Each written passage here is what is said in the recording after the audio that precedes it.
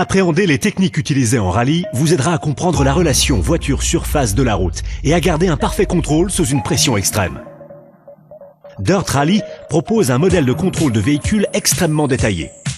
Vous devrez donc vous servir des techniques de pilotage utilisées dans la réalité pour terminer nos étapes les plus techniques en un seul morceau. Maîtrisez ces techniques et vous optimiserez le potentiel de chaque voiture, ce qui vous permettra de décrocher de meilleurs temps et de viser des victoires en championnat. Le transfert de masse est l'élément central autour duquel s'articulent toutes les facettes du pilotage de rallye. Il s'agit en d'autres termes de l'inertie générée par le poids de la voiture quand elle change de direction. Il s'agit de la force qui déplace votre corps lors des freinages, des accélérations et des prises de virage. Le transfert de masse modifie la pression mécanique appliquée sur la route par chacun des 4 pneus. Lorsqu'une voiture accélère, ralentit ou tourne, chaque pneu subit un changement de pression mécanique par rapport à ce qui se passe à l'arrêt. Cela produit une augmentation ou une réduction de l'adhérence potentiellement disponible. Le freinage et l'accélération entraînent un transfert de masse longitudinal, alors que la prise de virage entraîne un transfert de masse latéral. D'autres facteurs, tels que la surface de la route, les sauts et les crêtes, ont aussi une influence. Essayez de gérer le transfert de masse au bon moment, que ce soit lors de l'accélération, du freinage ou d'un virage. Cela optimisera le potentiel d'adhérence de chaque pneu et vous permettra de naviguer correctement en entrée et sortie de virage sur toute une étape. Il est essentiel de garder ce principe de base à l'esprit quand vous consultez ce guide, car la plupart de ces techniques permettent de gérer le transfert de masse. Comme tous les engins aériens, les voitures de rallye se déplacent sur 3 axes: roulis, tangage et lacet. Les voitures de rallye sont connues pour leurs gros dérapages. Généralement, ces dérapages sont produits par le pilote afin de prendre les virages aussi vite que possible sans quitter la route. Pour réussir une étape de rallye rapidement et sans accident, vous devez gérer à tout moment l'attitude de votre voiture. En rallye, la trajectoire idéale signifie la même chose que dans tous les autres sports mécaniques. Il s'agit de rendre la trajectoire dans les virages aussi courte et droite que possible. Cependant, contrairement à d'autres sports où le pilote peut chercher la meilleure trajectoire au centimètre près, le pilote de rallye n'a qu'une chance à chaque virage, ce qui fait qu'il conserve une petite marge d'erreur. Une étape de rallye peut traverser la forêt ou serpenter au milieu des montagnes. Il n'est donc pas toujours possible de deviner la trajectoire idéale. Il est donc vital que le copilote dispose de notes précises pour que vous sachiez où placer la voiture sur la route, même si les sections suivantes ne sont pas encore visibles. Vous devez également être attentif aux obstacles tels que les poteaux ou les tas de bois, car ils sont susceptibles de vous faire légèrement modifier votre trajectoire en courbe. Quand vous êtes en piste, n'oubliez pas de bien écouter votre copilote et de positionner votre voiture en fonction de la route qui vous attend. Essayez de toujours garder une petite marge d'erreur. Quand un pilote parle d'attaquer au maximum, il s'agit pour lui de pousser la voiture afin d'en tirer la plus grande efficacité possible. Cela se traduit souvent par des moments de grand spectacle, des pilotes décrochant le meilleur temps sur une étape, ou bien au contraire, poussant trop leur véhicule et finissant dans le fossé. Savoir quand pousser et quand lever le pied est essentiel pendant une compétition. Si vous avez eu un souci mécanique et que vous essayez ensuite de rattraper le temps perdu, la bonne stratégie pourrait bien être de pousser au maximum, car vous n'avez plus grand-chose à perdre. Si vous êtes dans le trio de tête et que vous signez de bonnes étapes, une approche plus prudente pour éviter de prendre des risques inutiles pourra être préférée. Dans la vraie vie, les pilotes optent souvent pour une approche raisonnable, pilotant à 95% de leur potentiel afin d'éviter les grosses erreurs tout en maintenant un rythme compétitif. Dans Dirt Rally, cette approche raisonnable est conseillée afin de vous habituer à votre voiture et à ses réactions aux étapes et aux conditions. Si les roues avant perdent leur adhérence à la surface de la route quand vous essayez de tourner, la voiture entre en sous-virage. Le sous-virage est toujours néfaste et aucune technique de pilotage de rallye n'y a volontairement recours. De fait, certaines de ces techniques servent précisément à éviter le sous-virage. Le sous-virage se produit en cas de perte partielle de la traction. La voiture continue à tourner, mais à un angle inférieur à celui des roues avant. Cela donne l'impression que la voiture est poussée vers l'avant. Dans cette situation, appliquer un angle de direction plus important ne fait qu'empirer la situation, car cela impose une traction encore plus importante aux roues avant. Si les roues perdent toute traction, la voiture cesse de tourner et glisse dans la direction qu'elle suivait avant le blocage des roues. C'est particulièrement fréquent en cas de virage conjugué à un freinage appuyé, car la traction de la roue sert à la fois à ralentir et à tourner.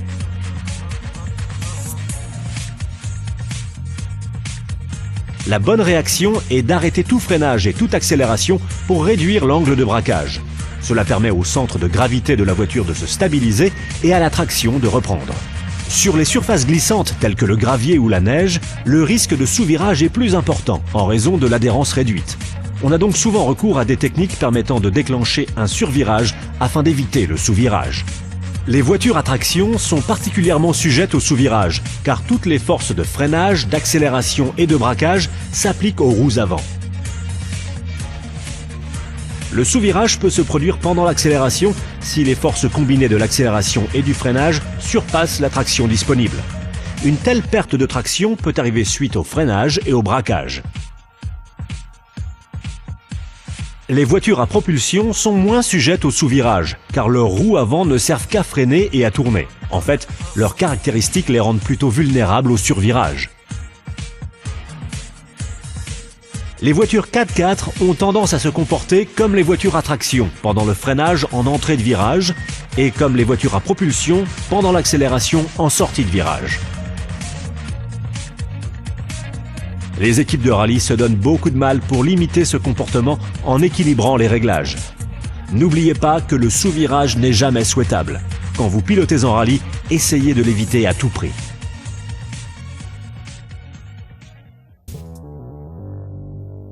Si les roues arrière perdent leur adhérence à la surface de la route quand vous essayez de tourner, la voiture entre en survirage. Cela se produit lorsque l'angle de braquage dépasse celui qui est appliqué au volant et que l'arrière de la voiture se décale par rapport à l'avant. Contrairement au sous-virage, le survirage est une technique fréquemment utilisée pour augmenter la vitesse à laquelle un virage peut être négocié. En éliminant le sous-virage de façon préventive, on peut sortir plus vite des virages. La façon de déclencher et de contrôler le survirage dépend du type de transmission de la voiture.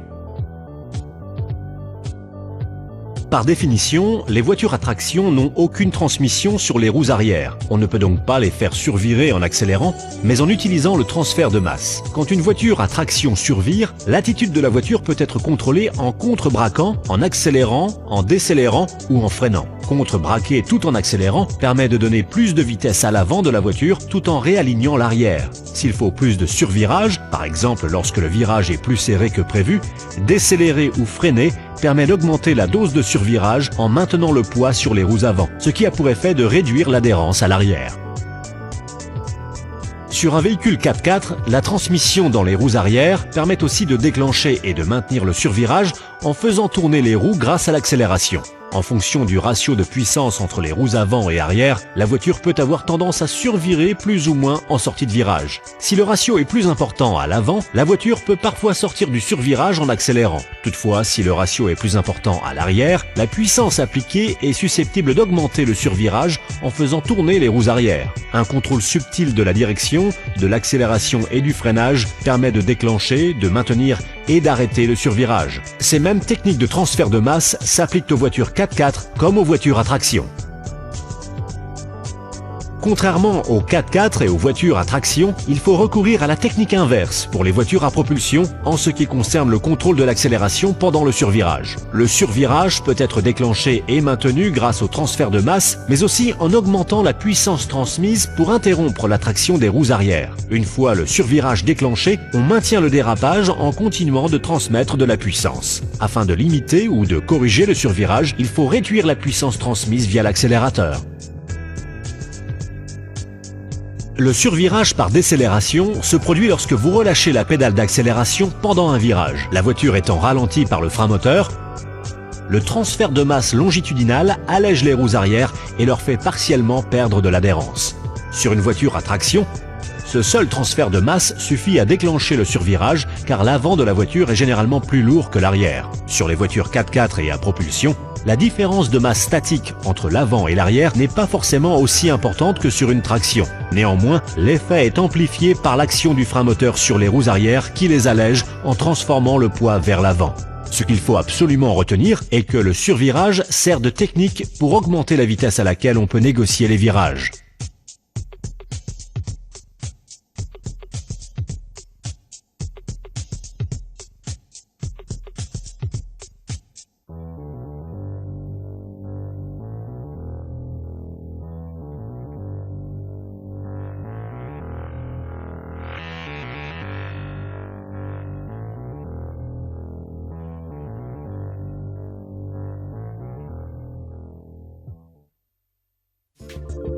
Même si vous avez envie d'utiliser les freins le moins possible, il existe deux manières distinctes et tout aussi importantes d'utiliser les freins sur une voiture de rallye. La plus évidente est de ralentir à une vitesse permettant à la voiture de négocier le virage suivant sans accident. La seconde, moins évidente, est de gérer le transfert de masse avant, pendant ou même après le virage. Le freinage transfère plus de poids sur les roues avant en collant les pneus à la route, ce qui améliore l'adhérence. En contrepartie, les roues arrière subissent moins de poids et perdent donc de l'adhérence. Le ralentissement d'une voiture doit se faire uniquement en ligne droite. Les quatre roues n'ont pas nécessairement besoin d'être toutes tournées vers l'avant, mais le sens de déplacement doit rester aussi droit que possible. Il vous faut donc appliquer un maximum de force de freinage tout en évitant de bloquer les roues avant. En fonction du virage qui vient, vous devrez peut-être bloquer partiellement les roues arrière pour déclencher le survirage. En évaluant correctement les points de freinage, vous pourrez freiner de façon douce et continue jusqu'au point de braquage où vous relâcherez les freins pour prendre le virage. Relâcher les freins au point de braquage signifie que le poids a déjà été transféré aux roues avant au moment du virage, ce qui améliore votre traction. Vous devez toujours garder en tête les caractéristiques de la voiture et de la route lorsque vous freinez. Tout comme le niveau d'adhérence et le profil de la route, de nombreux autres facteurs peuvent avoir un impact sur le transfert de masse. Cela peut alourdir ou alléger chaque pneu, influençant ainsi la dose d'adhérence disponible et la distance requise pour ralentir. Voici quelques exemples. Quand vous êtes en montée, l'effet de la gravité sur la voiture réduit les distances de freinage. L'inverse est aussi exact quand vous êtes en descente. Lorsque vous freinez sur une surface glissante, le manque d'adhérence augmente la distance de freinage. Le niveau d'adhérence varie souvent d'un virage à l'autre. Il est donc prudent de conserver une marge d'erreur. Lorsque vous freinez sur une surface propre et sèche, votre distance de freinage est réduite car vous profitez normalement d'une meilleure adhérence. La voiture a donc tendance à rester plus stable que sur les surfaces glissantes. Un temps humide, de la boue ou de la glace sur la route augmente les distances de freinage. Le poids global de la voiture a une très grande importance. Les voitures plus lourdes mettent beaucoup plus de temps à ralentir. Si les roues se bloquent par inadvertance pendant le braquage, elles glisseront sur la surface au lieu de ralentir la voiture. N'oubliez donc pas d'utiliser les freins pour amener la voiture à une vitesse lui permettant de prendre le virage suivant sans quitter la route et pour gérer le transfert de masse avant, pendant et après le virage. Gardez en tête l'état de la route et adaptez vos distances de freinage à ces conditions.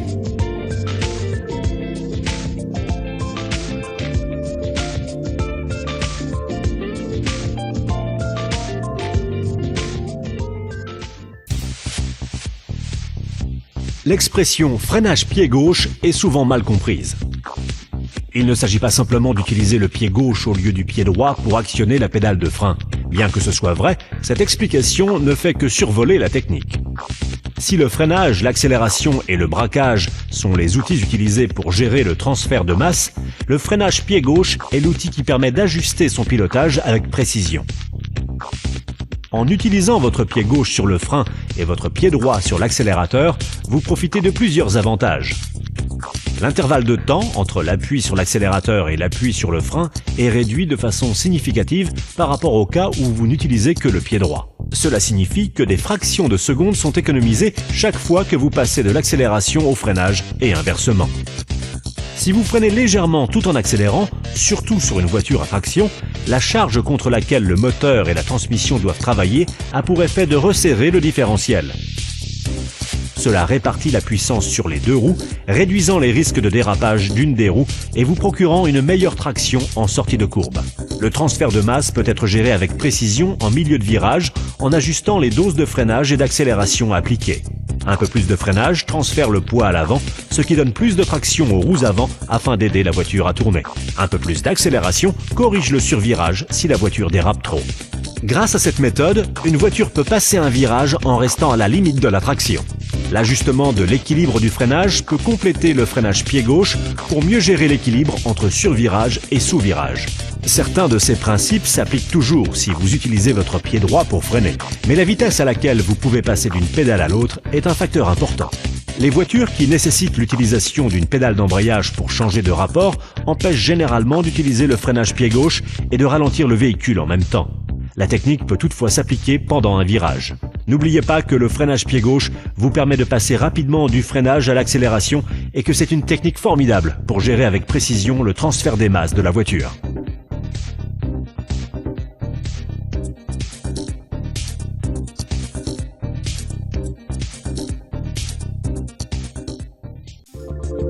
Les pneus fonctionnent de façon optimale à un certain niveau de rotation des roues. Sur le gravier, le patinage permet à la chape du pneu de dégager les matériaux mobiles sur la route pour mettre la roue en contact avec la surface plus dure et obtenir une meilleure adhérence. Néanmoins, un patinage excessif empêche les roues d'avoir une adhérence optimale et il n'est donc pas toujours recommandé de mettre le pied au plancher. La technique utilisée pour empêcher un patinage excessif consiste à jouer avec l'accélérateur et sert principalement en sortie de virage pour obtenir une adhérence maximale et donc une bonne accélération. Au lieu d'utiliser la pédale d'accélérateur comme bouton on-off, vous pouvez moduler votre appui pour trouver le plus d'adhérence possible. Le niveau d'accélération requis varie d'une surface à l'autre et même d'un virage à l'autre. Il s'agit donc plus de ressentir l'adhérence que de savoir précisément quel niveau d'accélération appliquer.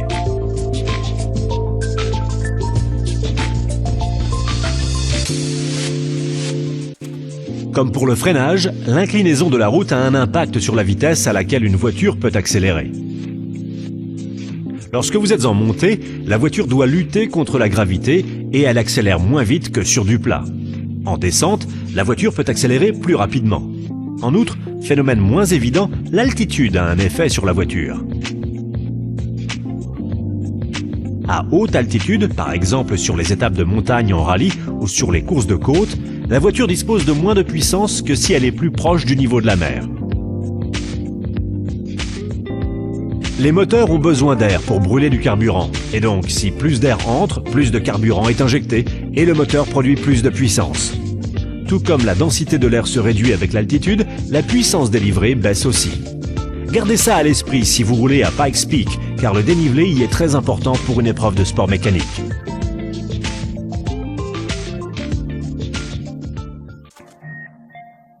Comme le freinage, le transfert de masse est un élément essentiel du virage en rallye. Le simple fait de tourner le volant ne garantit pas que la voiture bougera dans la direction voulue. En tant que pilote, vous devez veiller à ce que le poids soit transféré vers le bon endroit au bon moment. En général, le poids doit aller vers la roue avant extérieure par rapport à la direction du virage. Le freinage place le poids de la voiture vers les roues avant, mais il y a d'autres facteurs à prendre en compte, comme l'attitude actuelle de la voiture et les caractéristiques de la route. L'attitude actuelle de la voiture dépend de la section de route à venir. Si deux virages se succèdent dans la même direction, le poids sera déjà bien réparti après le premier virage pour négocier le second. Si deux virages dont les directions sont opposées se succèdent, vous devrez transférer le poids vers l'autre roue après le premier virage afin de pouvoir correctement aborder le second. La vitesse de transfert de la masse dans n'importe quelle direction dépend de la surface, de l'adhérence disponible ainsi que de la configuration de la voiture. Dans une série de virages à changement de direction, vous pouvez utiliser l'effet de balancier pour aider la voiture à changer de direction entre deux virages. Les crêtes, sauts, creux et autres obstacles peuvent tous déstabiliser la voiture et vous empêcher de transférer le poids sur la bonne roue. Ce sont donc des facteurs à prendre en compte. L'un des aspects les plus importants du pilotage de rallye est de s'assurer que le poids est transféré au bon endroit et au bon moment. Ne l'oubliez pas. L'idée reçue selon laquelle le pilote de rallye doit donner des coups de volant frénétiques à gauche et à droite pour maintenir la vitesse de sa voiture est erronée. Lorsque vous tournez le volant, vous transférez le poids de la voiture sur les deux roues situées du côté où la suspension va subir la charge et où vous allez obtenir la traction nécessaire au virage. Si vous déplacez rapidement le poids d'un côté à l'autre, il est probable que cela déstabilise la voiture et la rende plus difficile à contrôler. Continuer une telle action sur le volant ne fera qu'empirer progressivement la situation jusqu'au tête-à-queue ou même à l'accident. Lorsque vous tournez ou lorsque vous corrigez votre direction, il est recommandé d'appliquer l'angle minimum nécessaire. Si vous utilisez d'autres techniques, comme le freinage pied gauche pour déclencher le survirage, le mouvement à imprimer au volant sera bien moindre que celui qu'il faudrait à une voiture classique pour le même virage. En plus de garder la voiture aussi stable que possible, le fait de ne tourner que très peu le volant est un geste qui se fait et se défait très rapidement. Imaginez une situation dans laquelle la voiture survire de façon importante et inattendue. Peut-être qu'un contre-braquage appuyé va corriger la situation. Toutefois, les roues arrière pourraient soudain reprendre de l'adhérence et faire sortir la voiture du survirage. Vous devriez alors rapidement annuler votre contre-braquage pour empêcher la voiture de passer en survirage dans l'autre sens. Un contre-braquage excessif ne ferait que rendre la situation plus difficile à contrôler. Pensez bien à utiliser le volant au minimum et à compléter ça avec d'autres techniques pour faire en sorte que la voiture garde un maximum de stabilité.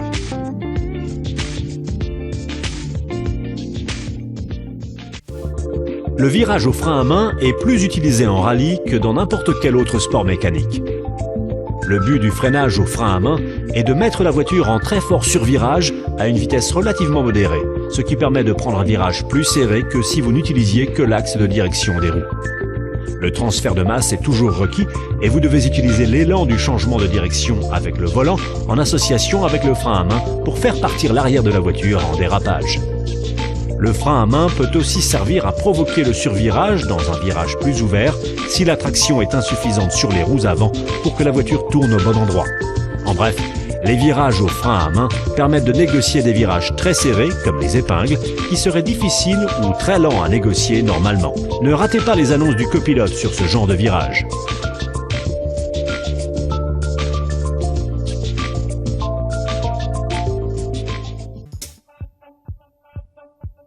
L'appel contre-appel constitue sans doute la technique de pilotage de rallye la plus avancée.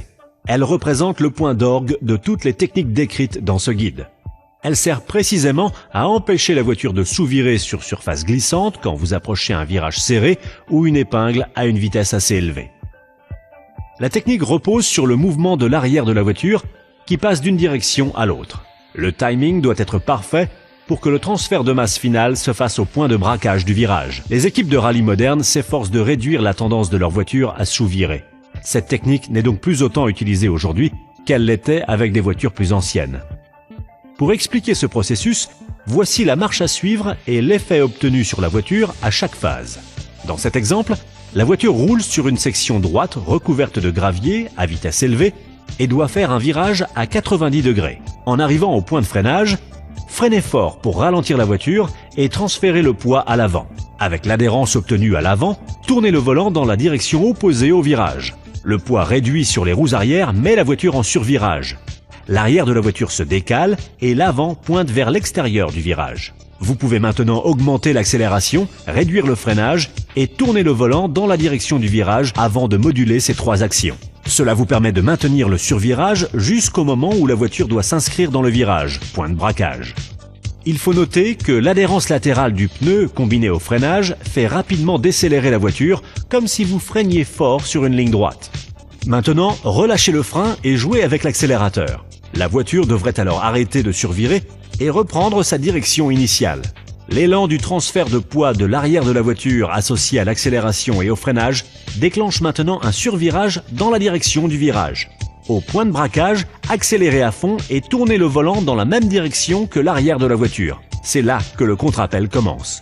Il faut que la voiture survire dans la direction du virage pour empêcher le sous-virage. Accélérez par à-coups pendant que la voiture transfère son survirage d'une direction à l'autre. Vous devez tourner le volant dans la même direction afin d'attraper le deuxième dérapage. Vous êtes désormais en survirage dans le virage. Continuez à accélérer par à-coups et contrôlez le survirage en contre-braquant.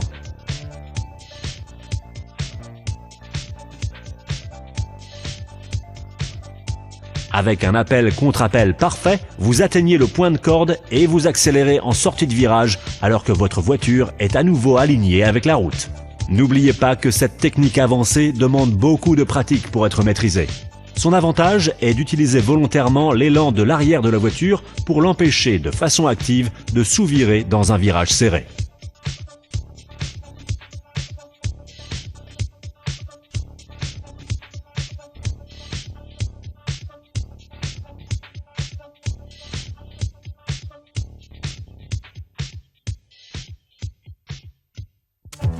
En rallye, contrairement aux autres sports mécaniques, il vous faut vous adapter à diverses surfaces de route.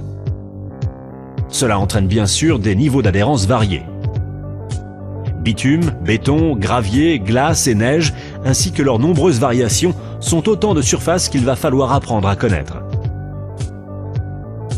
Même si Dirt Rally adapte pour vous les pneus aux conditions de roulage, il est important de comprendre leurs caractéristiques.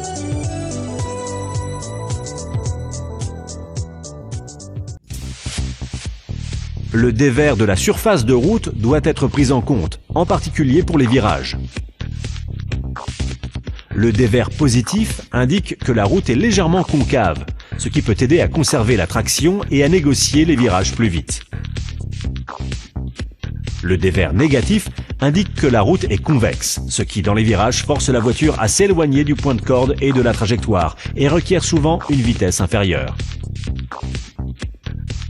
Bien que la plupart des virages aient un dévers positif, une série de virages avec changement de direction et changement de dévers peut être un vrai défi, car vous devez sortir du point de corde, passer par le centre de la route et attaquer le point de corde du virage suivant.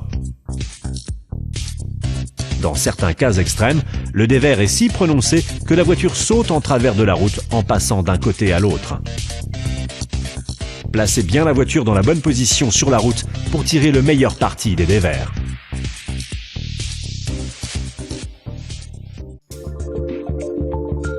Les sauts sont souvent les moments les plus spectaculaires d'une étape de rallye, mais vous devez prendre en compte plusieurs facteurs pour les aborder. D'abord, puisque les roues de la voiture ne sont plus en contact avec le sol pendant un instant, vous ne pouvez plus changer de direction ni ralentir. Cela peut sembler évident, mais vous devez faire en sorte que la voiture quitte le sol dans la bonne position et à la bonne vitesse pour pouvoir atterrir au bon endroit. Si la route est droite, il s'agira simplement d'aligner correctement la voiture avant le décollage pour qu'elle reste droite pendant le saut. Par contre, si le saut a lieu au milieu d'un virage, il vous faudra veiller à ce que la trajectoire de la voiture lui permette de retomber sur la route. C'est particulièrement important en cas de fossé, rochers, arbres et autres obstacles situés en bord de route. Le transfert de masse joue aussi un rôle important à l'approche d'un saut. Selon la nature de la route de chaque côté du saut, il faudra peut-être freiner ou accélérer avant de sauter. Supposons que vous approchez à grande vitesse d'un saut qui est immédiatement suivi d'un virage serré. Il vous faudra freiner avant le saut pour réduire la vitesse et transférer le poids vers les roues avant. En général, il est déconseillé d'avoir une voiture avec cette attitude quand elle quitte le sol. Elle risquerait en effet de piquer du nez et d'atterrir trop durement sur l'avant, ce qui pourrait causer des dégâts mécaniques. Vous devriez plutôt arrêter de freiner juste avant le saut pour remettre du poids au milieu de la voiture. Sur certaines voitures, en particulier les tractions et autres voitures dont l'avant est lourd, il peut être plus prudent d'accélérer pendant que la voiture quitte le sol. Ainsi, vous transférez le poids vers l'arrière juste avant le décollage, ce qui vous aide à empêcher la voiture de piquer du nez. Souvenez-vous que même si les grands sauts à vitesse élevée sont spectaculaires, le meilleur moyen de les négocier n'est pas forcément de les prendre le plus vite possible. Plus la voiture reste en l'air, plus elle ralentit. Vous devriez donc songer à réduire légèrement votre vitesse pour que les roues reprennent contact avec le sol le plus vite possible. Bien qu'apparemment inoffensives, les crêtes peuvent avoir une grande influence sur la stabilité de la voiture. Même si la voiture ne quitte pas le sol comme pour un saut, elle peut s'alléger en réduisant la charge des suspensions et des pneus, ce qui vous fait perdre en traction. C'est particulièrement important si la crête se trouve juste avant, pendant ou après un virage. Il faut la prendre en compte à l'approche du virage. Il ne faut pas non plus oublier que selon sa taille, une crête peut vous empêcher de voir la route. Là encore, c'est particulièrement important si la crête est située juste avant un virage. Imaginez-vous en train d'approcher une crête qui vous cache la vue à grande vitesse alors qu'elle précède un léger virage. Il est vital de bien positionner la voiture avec la bonne attitude pour prendre le virage, même si vous ne voyez le virage qu'au dernier moment.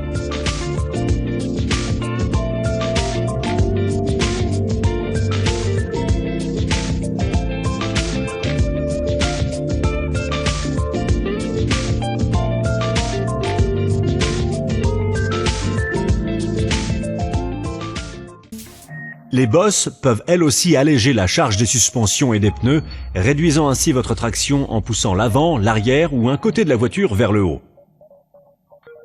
Les étapes de rallye ont généralement des surfaces irrégulières. Toutefois, des bosses plus traîtres peuvent déstabiliser la voiture ou nécessiter une action de votre part différente de ce que les notes du copilote indiquent. Les bosses ne font pas toujours toute la largeur de la route, vous serez donc parfois amené à les éviter, par exemple en vous approchant d'un bord de la route. Les creux, nids de poules et autres compressions sur la surface de la route peuvent être imprévisibles et doivent être abordés avec prudence.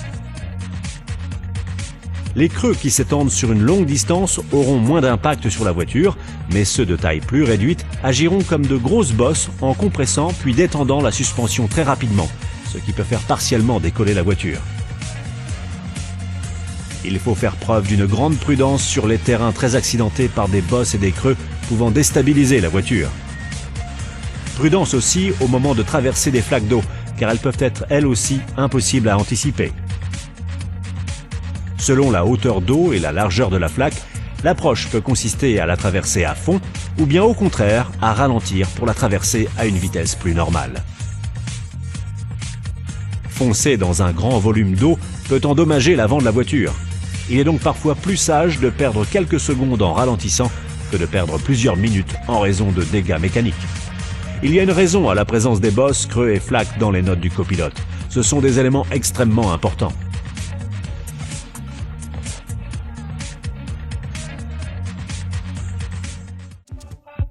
Vous rencontrerez des obstacles très variés sur une étape de rallye.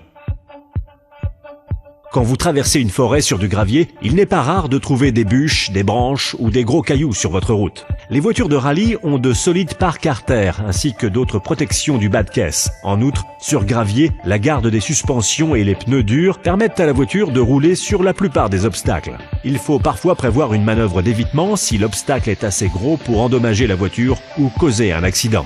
Des suspensions plus basses, avec moins de garde, ainsi que des pneus plus souples tels que ceux utilisés sur le bitume, pourront vous pousser à plus de prudence au moment de décider de la façon d'aborder l'obstacle.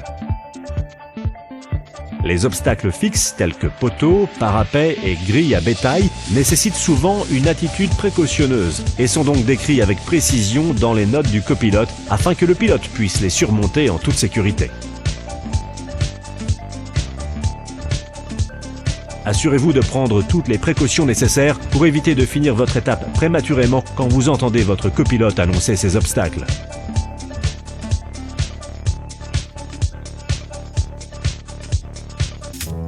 Contrairement à la course sur circuit, où les pilotes apprennent à connaître le moindre centimètre du parcours, le rallye demande à ses pilotes de parcourir des centaines de kilomètres d'une route unique à chaque étape.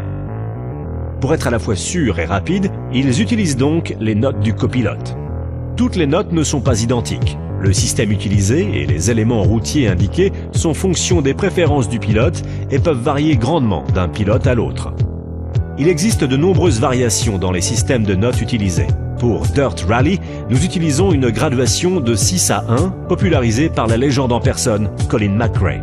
Dans ce système, 6 désigne le virage le moins serré et le plus rapide, et 1 désigne un virage lent qui est presque à 90 degrés. Il y a ensuite angle droit, épingle et aigu qui décrivent des virages encore plus serrés. Une erreur classique est de penser que le chiffre correspond au rapport de boîte à engager, alors que ce n'est pas toujours le cas. Si vous sortez d'un droite 2 en seconde, se succédant par un gauche 6, il est peu probable que vous passiez directement la 6e vitesse. Les distances sont généralement données en mètres. Exemple, 60, 80 ou 100, à moins que le virage ne soit vraiment très rapproché. Dans ce cas, les expressions « et » et « vers » peuvent aussi servir. Des détails supplémentaires sur la route à venir sont également nécessaires. Des mentions comme « prudence »,« attention » ou « danger » indiquent des sections où vous devrez piloter plus prudemment. Des descriptions comme « s'ouvre »,« se ferme » ou « se ferme doublement » servent à indiquer les changements d'angle situés en plein virage. La longueur des virages est décrite quant à elle grâce à semi-long, long ou continu sûr. Les crêtes, bosses et sauts, ainsi que les divers autres obstacles possibles, dévers, creux, flaques, sont également indiqués. Les notes les plus importantes de toutes sont certainement celles qui vous préviennent de la présence d'un obstacle, vous encourageant ainsi à ne pas couper un virage ou à ne pas trop vous écarter de l'intérieur du virage à sa sortie. Dans ces situations, le copilote annonce « ne coupe pas ». Il est alors vital d'écouter votre copilote et de ne pas couper le virage.